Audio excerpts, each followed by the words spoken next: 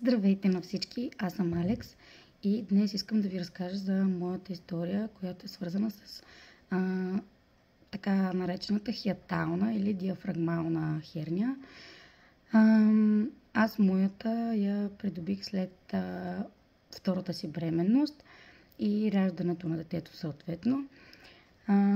Аз живея в САЩ и тук докторите ми обясниха, че често при жените този вид херния се образува до голяма степен точно след бременността, тъй като бременността всички знаете, че е период, в който коремът на жената расте, притиска всички вътрешни органи и съответно натиска, който се упражнява върху стомаха, хранопровода, явно оказва своето влияние. При мен беше доста странно, защото след раждането на детето аз имах симптоми. Всъщност аз нямах симптоми никакви преди това и изведнъж просто един ден ме заболя дясната част, ниско под ребрата. Болеше ме един ден, ту ме заболеше, ту спреше и така. Следващия ден бях добре и де-факто един ден след това отново получих, но доста силна болка. И реших, че е време да си обърна внимание. Явно има някакъв проблем. Отидах на лекар, направиха ми ехограф и се установи, че всъщност имам проблем с жлъчния мехур или жлъчката, така наречена. Извинявам се, че гледам натам, имам бебе, нали, както споменах. Така. След установения проблема беше камъни в жлъчката. Тук ми казаха, че това състояние не се оправя. Принципно аз съответно бях доста оплашена. Не знаех какво и как да реагирам. Единственото, което знам, беше, че доста ме беше страх, защото ми обясниха, че това състояние може да бъде живото застрашаващо, ако не се приемат някакви мерки. Като мерките, които ми предложиха, бяха операция и отстраняване на жлъчния мехур. И тъй като нямах кой знае какъв избор, насрочихме дадената операция. Другото, което ми предложиха, беше да оставя нещата така, да ми дават антибиотици, противовъзпалителни, временно щеше да се потуши проблема, но ми обясниха, че може би след месец, 2, 3 година, никой няма как да прогнозира точно какъв период. Най-вероятно щях да се върна отново, но ситуацията е опасна, защото ако някой от тези камъни тръгне и запуши каналите, наистина може да бъде въпрос на минути да си отидете. И аз, водена от страха си, съответно се съгласих да имам операция. Както и да е, операцията мина, отстраниха ми жлъчния мехур, но аз все още продължавах да имам оплаквания. Доста време след операцията ме болеше ту на същото място отдолу под ребрата, ту болката, или то почно не беше при мен болка, беше едни стягания на гръдния кош, които аз получавах. Както някои описват, паникатаките, силен задух, трудност за дишане, болка, или то не е точно болка, ами по-скоро силно стягане в гръдния кош, което е страшно неприятно. Усещането е, че имате чувството, все едно някой ви мачка и след малко ще се пръснете и не можете да дишате. Даже тук ми казаха, че най-вероятно съм развила и аз такова състояние, при което получавам паникатаки. Нали, защото проблема с жлъчката вече беше отстранен, аз все още продължавах да имам оплаквания и проблеми. Месец след операцията на жлъчката отново се върнах при същия лекар. Обсъдихме какви са вероятностите. Човека ми предложи да ми направи гастроскопия.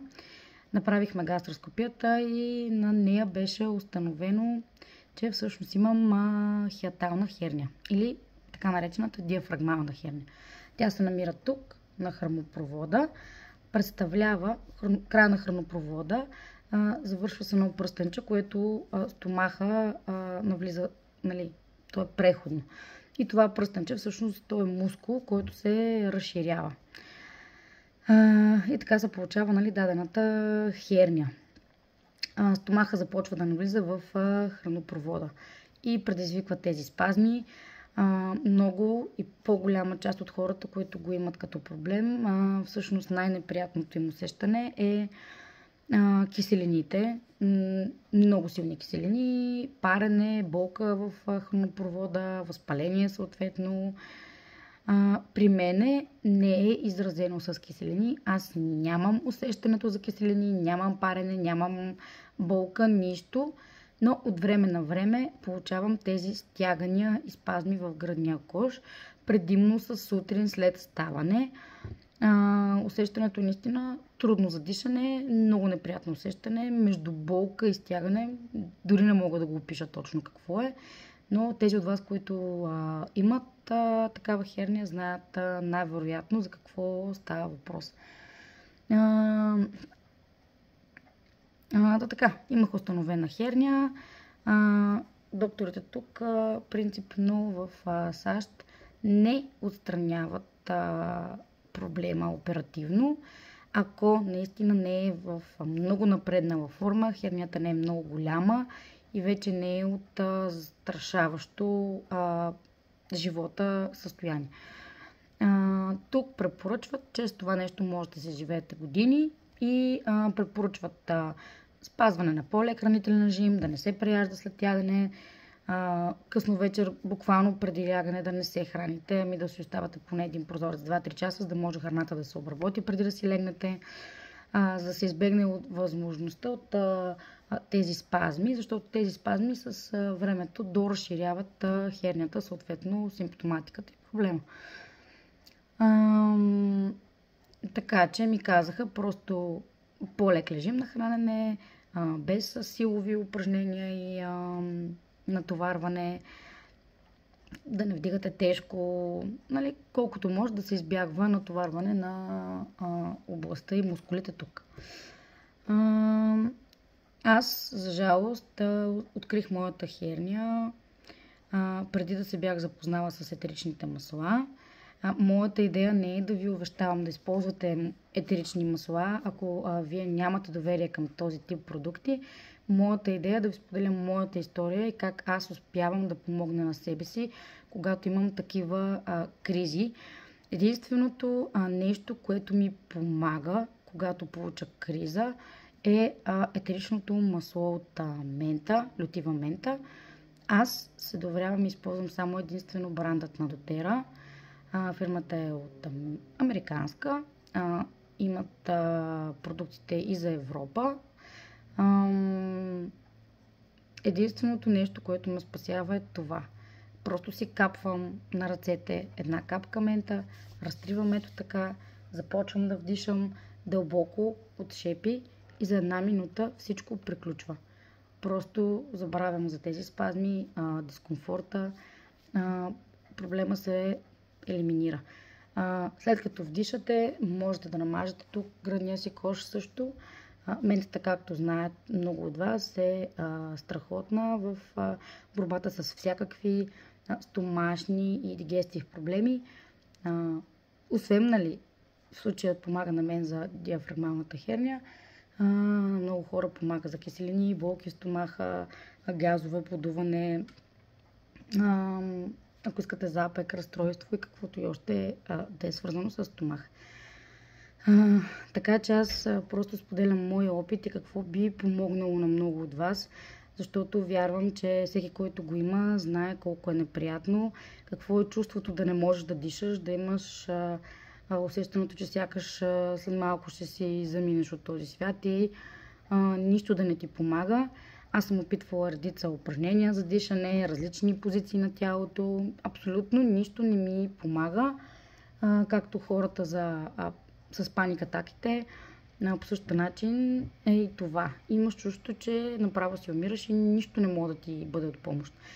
Другото предимство на ментата също успокоява буквално за секунди паникатаки. Методът е същия, просто капвате си една капка мента, вдишвате дълбоко, размазвате си тук. Това, което стане, буквално за минута, за 2 сте нов човек. Паникатаката се успокоява. Ако някой от вас се интересува, има желание да му разкажа повече какво точно представляват етеричните масла, защо точно на дотера, какво ме е накарало мен да се спра на тях и какви са ползите, може да ми пишете, да се свържете с мен. В профила ми има Инстаграм, извинявам се, Фейсбук, така че може да се свържете с мен. Ако имате интерес, мога да ви разкажа, да ви изпратя материали, да прочетете, да направите свое проучване, защото аз знам, че човек в днешно време наистина трудно се доверява. Публичното пространство, интернет пространството, навсякъде сме заляти от информация. Всеки може да ни каже всичко и често хората не могат да изберат на кого да вярват. Затова аз искрено вярвам, че личният споделен опит е може би това и ключът за доверието на хората. Естествено, когато сме непознати, човек отсреща не ни гласува доверие, защото той няма как да знае дали ние не желаем просто да му продадем даден продукт или нещо. Аз не съм продавач, аз просто ви съобщавам моят начин за справяне с ситуацията, това, което на мен помага. А да не говорим, че като цяло етеричните масла имат страшно много ползи за здравето, не само за тези проблеми, ами въобще. Така че, ако се колебаете или имате някакви въпроси, тези от вас, които имат такъв проблем и не са намерили своето решение, аз вярвам, че маслото от мента на дотера ще ви помогне, ще реши проблема ви.